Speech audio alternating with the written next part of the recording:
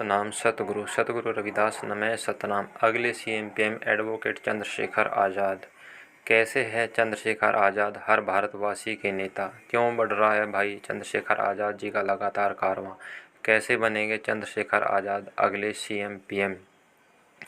तो मैं आपको बता दूं, भाई चंद्रशेखर आज़ाद पहली वह शख्सियत है जिन्होंने संत शिरोमणि सतगुरु रविदास जी महाराज की साखी को संसद के अंदर पहली बार बोला था। और वो साखी क्या थी, उसके क्या मायने थे, वो भी आप लोग समझ लें।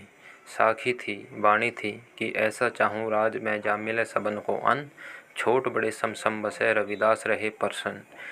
इस साखी के माध्यम से, इस दोहे के माध्यम से आप लोग समझ सकते हैं कि उसका क्या भाव है, क्या अर्थ है।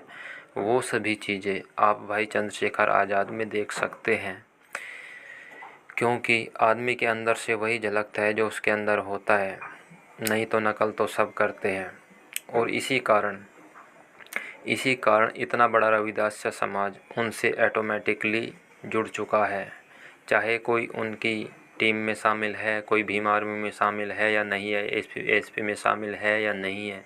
मैं ऐसे बहुत से लोगों को जानता हूँ जिन्होंने सिर्फ भीम आर्मी का नाम सुना है, एएसपी का नाम सुना है, वो अनपढ़ है, बुज़ुर्ग है, पर वो सब कहते हैं कि हमारा नेता भाई चंद्रशेखर आज़ाद है, हम उन्हीं को आगे आने वाले समय में वोट करेंगे। और क्यों बढ़ रहा है भाई चंद्रशेखर आज़ाद जी का कारवां?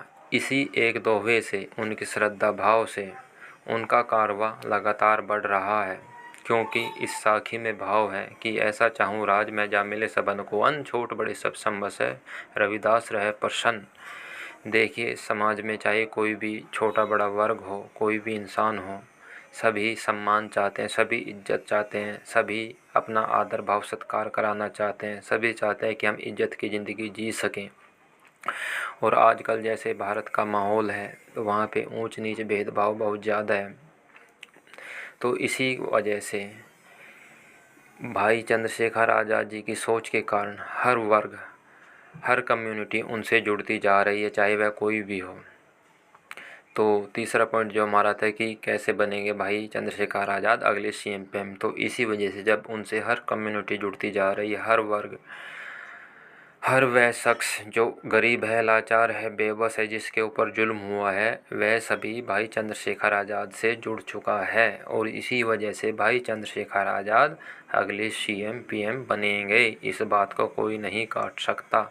आज उनकी नकल, उनकी देखा देखी सभी पार्टियां मौके पर जाकर उनसे, जो भी पीड़ित हैं उनसे बातचीत करने लगे हैं, संविधान की बात करने लगे हैं, उनके मुद्दों को उठाने लगी हैं। तो हमें तो इस बात की खुशी है कि हाँ चलो, एक से दो भले।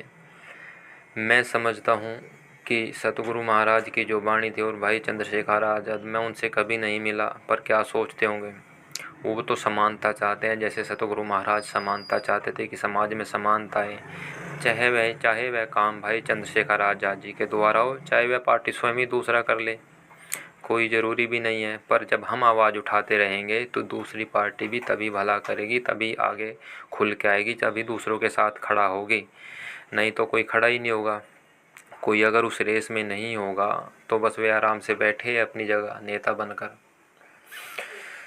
तो ये सभी चीज़ें मैंने आपके सामने रखी। आपको कैसे लगती है कमेंट करके बताइए। अगर आपको बातें अच्छी लगी होगी तो आप सब्सक्राइब जो होता है वो तो खुद ही कर लेंगे, उसमें कहने की ज़रूरत ही नहीं है। तो आपको मेरी तरफ से सतनाम सतगुरु सत रविदास।